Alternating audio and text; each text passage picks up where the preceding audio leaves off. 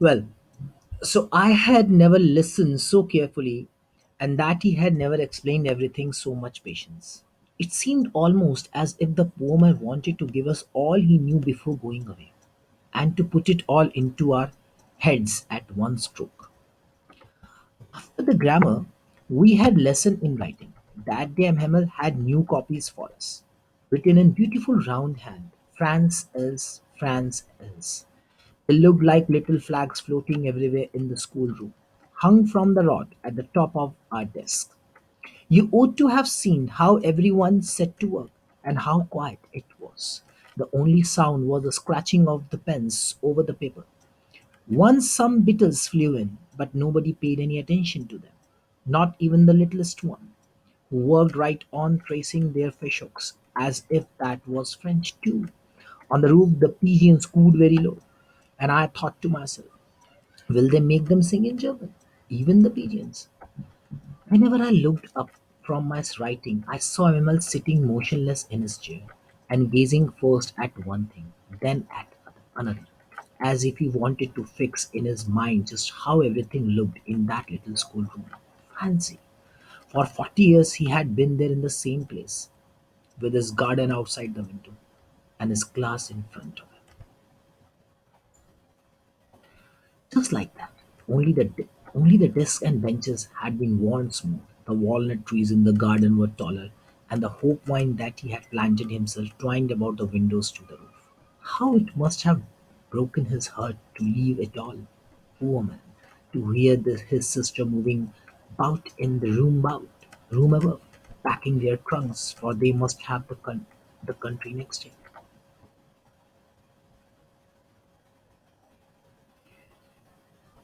Now the explanation.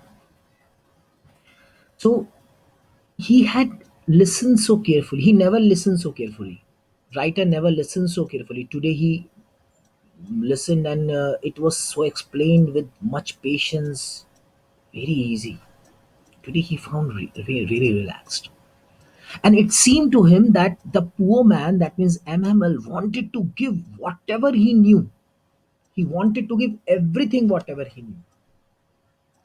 And he wanted to give everything in their head at one stroke, that everything should come in the mind. And after the grammar, he gave lesson in writing. That day, MML had new copies and he gave new copies to everyone. And in beautiful running hand, it was written France else, France else, France else, France else, like that. Fine? A beautiful running hand, it was written. And it seemed like the flags are floating on the decks. And they hung from one road at the top of the desk. It's very nice, and everything was very quiet. Silence. Only the sound, only he heard the sound of scratching of pens, the scratching of pens and paper. Just like very silence. Even the little children, small children, those are very much nuisance. You know very well. They were also very silent. Some beetles flew. Beetles means bavre. Some beetles entered. Fine. But no one paid attention. An animal gave them fish hook to copy. Fish hook banaya so that they can copy. Then suddenly a pigeon came who was cooing very low. बहुत लो आवाज में pigeon बोल रही थी. It's very important to understand. ये समझना बहुत जरूरी है. He saw the pigeon. उसने कहा कि क्या ये लोग pigeon को भी जर्मन सिखा देंगे? How painful it was. Will they make them sing in German? Pigeon को भी वो अपनी language जर्मन सिखा देंगे.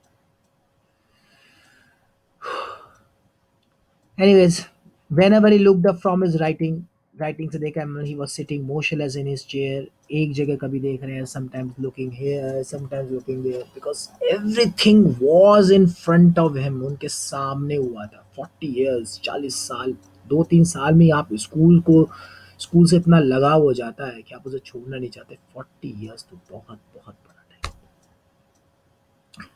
ही wanted to fix in his mind. वो सब कुछ अपने दिमाग में रखना चाहते हैं कि मैं सब कुछ ना भूलूं, याद रखना चाहते थे. वही स्कूल, 40 years, वही गार्डन, विंडो के बाहर क्लास,